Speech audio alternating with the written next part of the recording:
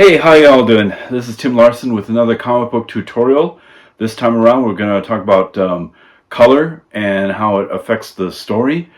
Summer's finally here. I'm glad that it is. We have the great weather coming and we can go outside and do some fun stuff. Now talking about the comic book pages, as I work on them, when I get to the coloring stage, it's usually the last thing I'm working on. And what happens to me is I go right back and I think about the origin, the whole reason why I'm making the comic book to begin with, and how the story is being affected by the use of the color that I'm putting in there. And you have to think about like how that affects the mood, whether it's serious. What do you mean you don't have the money? Or lighthearted. Oh boy, this is the best thing that's ever happened to me. And the most important thing about that is you ask yourself, is the color moving the story forward? Is it helping along what I want my audience to get out of the characters, the dialogue, the scene, the situation? All of that, is it tied nicely together with the colors? You want to avoid using like your favorite colors that you use all the time simply because you like looking at them. You got to think a little bit about how the story is being affected by the color choices you make. So let me give you some examples and we'll come right back. This comic, Mayfield 8 Part 3, Faster Faster. To describe the action here, we have a chase scene happening in broad daylight, hot afternoon in New Mexico in the month of July. And so the light kind of reflects that. You have brightly lit, fully colored objects and people, the skin tone, everything is just kind of filled in with this overall kind of yellowish, ochre-ish overcast. Let's move ahead a page or two here. So we have the chase scene, okay? Now notice how I change. At the end of the chase scene, there is a fire happening at a biker bar. Now it's like a real big jump cut to this scene with a police officer examining the ruins, kind of with a bit of a disgust on his face. If I could zoom into his face here especially. Let's go right here.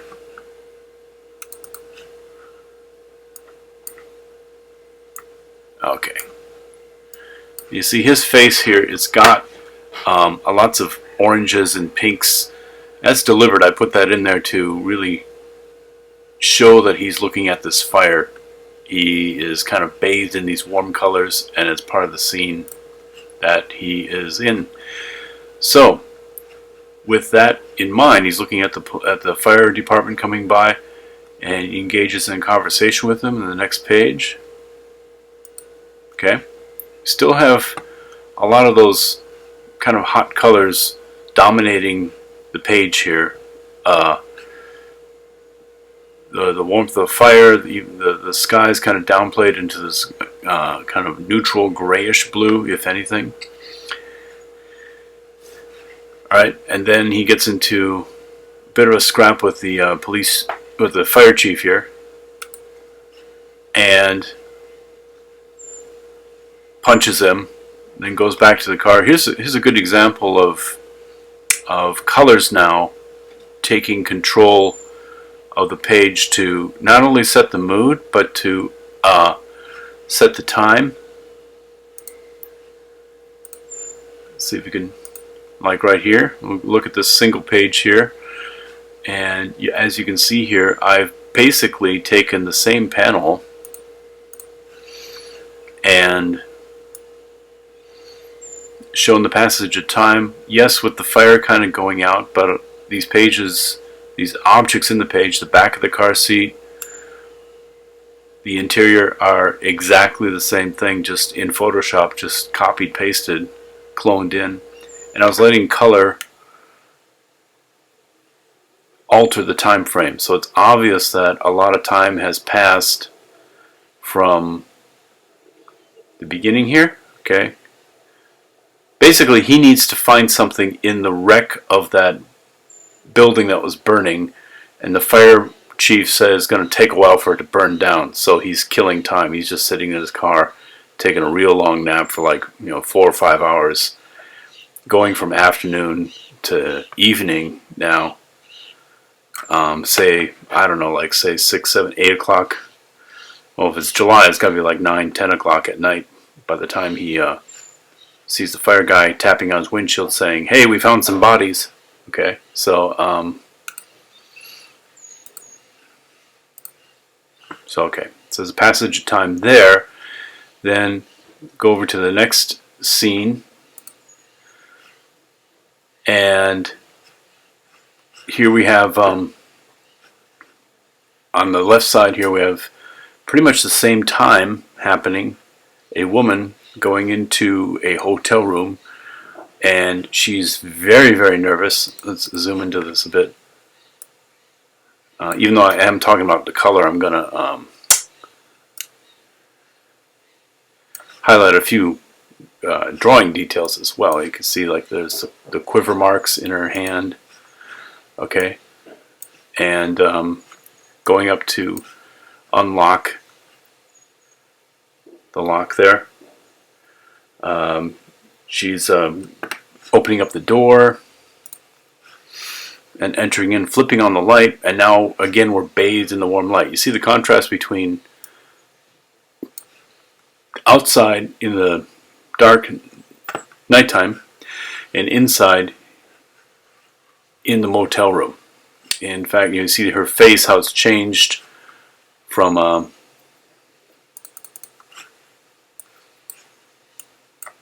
sorry, that's actually that. Okay, see how her face has changed right here to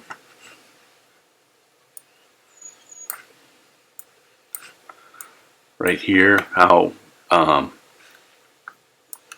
warm light is bathing her face there, and that's all stuff that you have to keep in mind when you're coloring a comic book page. It's like the lighting, the atmosphere around them. How is that shaping the story? We're going from outside in the dark to going inside, private place, motel room, and she's kind of laying down the law with her friend here who got into a lot of trouble. He's covered in blood, and she's telling him to go change his clothes. The color then is kind of assisting the story forward. And really that's all I have to say about that. In later tutorials I'll show you actually in the coloring process how you can just really quickly snap in the right kind of color palette even before you start putting in the details. Okay, I hope you enjoyed that there. As always, midway through we cut away and do a critique of a fan who submitted to me a comic book that they want to have discussed. This time around it's going to be a comic book entitled Street Runners, which is a I'm looking at the Kickstarter site here. Let me describe it to you. Street Runners is a epic cyberpunk motorcycle club comic book, so it's right up my alley, only it's not set in the 70s, it's set in the far future. Still, it's always on 2 wheels. It sounds really cool. It's written by Gustavo Soria with help from Victor Farr. Victor Farr did the lettering, and artwork by Antonio Diaz. So without any further delay, let's dive right into it. By Victor Farr and artwork by Antonio Diaz with lettering, I believe, by Gustavo Soria. Four Kings Comics. This is number 1, and we have kind of a Fast and the Furious / Akira kind of vibe to it. It's set in the future. As you can see, 2198, that's well off into the future, and then they talk about how there's this separation of wealth, and there's poor people who live in the gutters, as the rich people can afford to have their limbs and eyes and whatnot replaced. But let's just kind of treat this as the preamble of this cyber revolution, cyberpunk story. and go into some of the action. This is a beginning phase where the hero of the story saves a woman from getting attacked by this guy right here, and then rides off. And this is actually pretty cool. I like the blur. Some of it's a little bit hard to understand because there's action, then there's payoff. Like, for example, like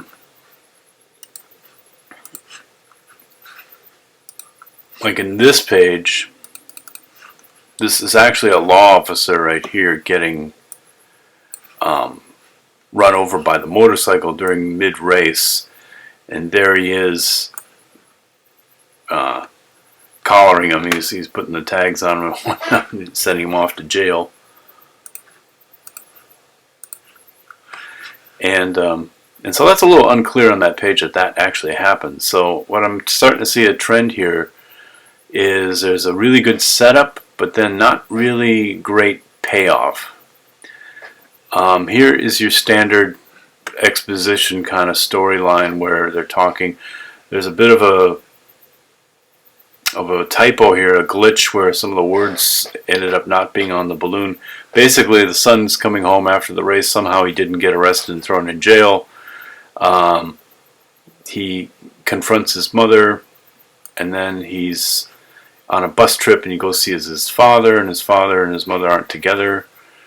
And his father, who's got metal hands because it's the future, shows him his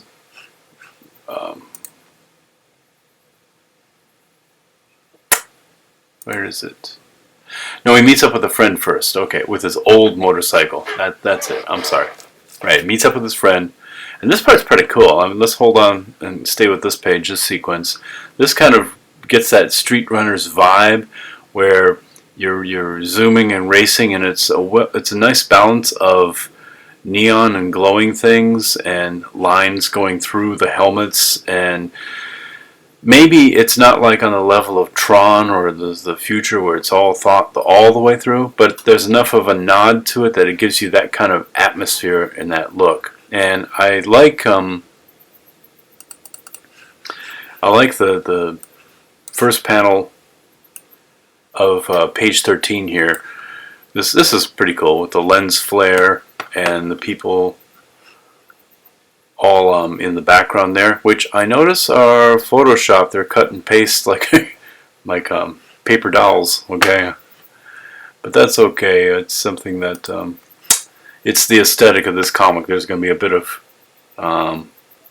effects work done to save time and whatnot, as long as there's a story there. So basically, he's entering this group, this gang. He's entering this culture. On the left page here, they show you on each bar here the different biker gangs, the motorcycle clubs that are going to race against each other, and their logo on the right. Street Runners, name of the comic book, is the first one. Then we have the Vixens, then the Warheads. That's kind of cool. Let me zoom in on that here. Okay, that's the Warheads logo. Okay, from Volunteer City, USA.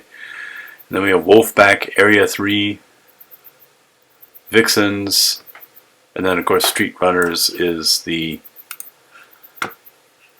hero group, the group that the comic book's named after. And this page right here is really cool. I think this is the best page of the whole series. Let's go to this page here. And I really think that if more pages were like this one, really tight and well designed and executed, showing the glitter and the glamour, and it's kind of this futuristic world, I think the comic book would have been a little bit better off for it. And again, I'm getting this feeling of a setup, like the guy's strapping his helmet on, he's getting on his bike, and so we go to the next page, and there's still more preamble, but now he didn't really do anything. He's back with his dad, and his dad's showing off a brand new motorcycle, which he takes with him, okay, now he's back with the gang and they're going to do another race. Now he's got the motorcycle. And this is kind of funny. The girl, like, 1, 2, 3, go. And she takes off her top. That's 3 is the go.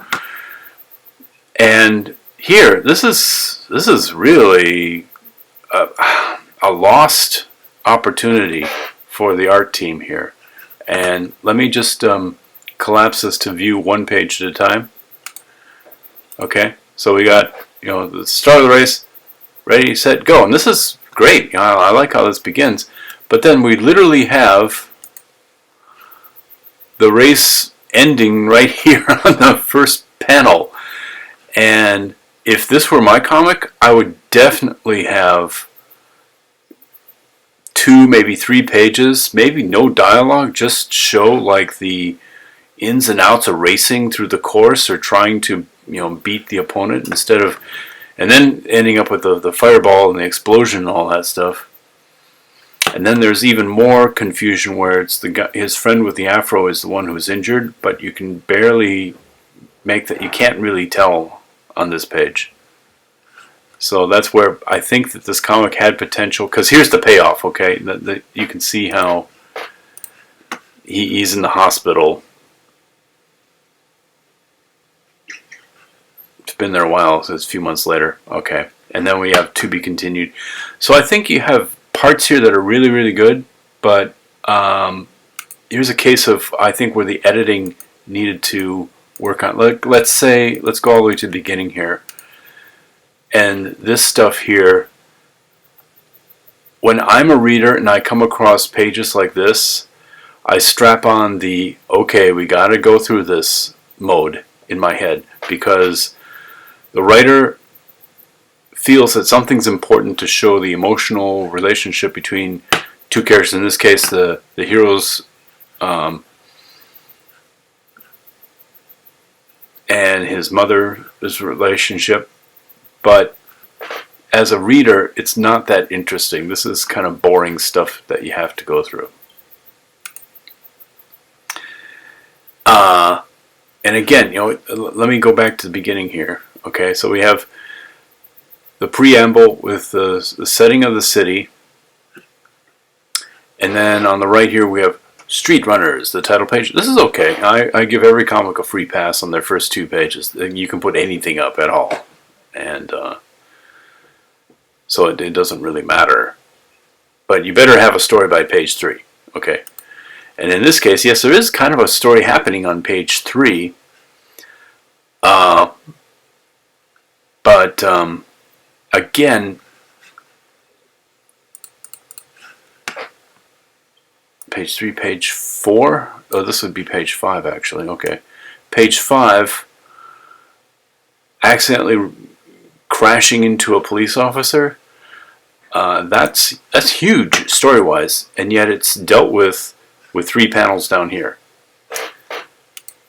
Okay, and yet the mother and father, or the son and mother thing is 1, 2, 3, 4, 5, 6, 7, 8, 9, 10, 11, 12 panels.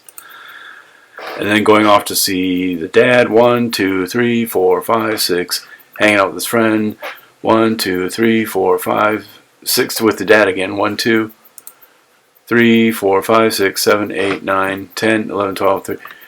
There's the proportion of actual racing and action to characters talking to each other with stuff that may not have to be in the comic book for it to make sense, is this huge out of whack ratio. Because I think that you should have at least a third of it as action, and I don't even see, not even 10% is action. So my recommendation would be, on the next issue, is really try to make more pages like this one here. Okay, this should be the model. Like, maybe start with an action scene with 8 pages of one action scene, then do another action scene of 6 pages. And then connect those two together with the story and stuff that that follows up. But make sure, what's 8 and 6? 14? Okay. So let's keep the proportion of action to story. And let's see, this is 25. So, okay, so let's say 10 pages of story with 14 pages of action on the next one. That would be my recommendation, because the potential is really here. I mean, let's look into this. I want to end on a positive note here, and just go right to this one panel that just really, I know you just laid it on pretty thick, but I want you to know how shit works around here. Don't want you pulling the same shit again. Know what I'm saying? Auntie Rem will kill me. Okay, I don't really care what they're saying. They could be exchanging Chinese recipes for all I care. But just the hand on the shoulder, the lights in the background, the helmet being strapped on.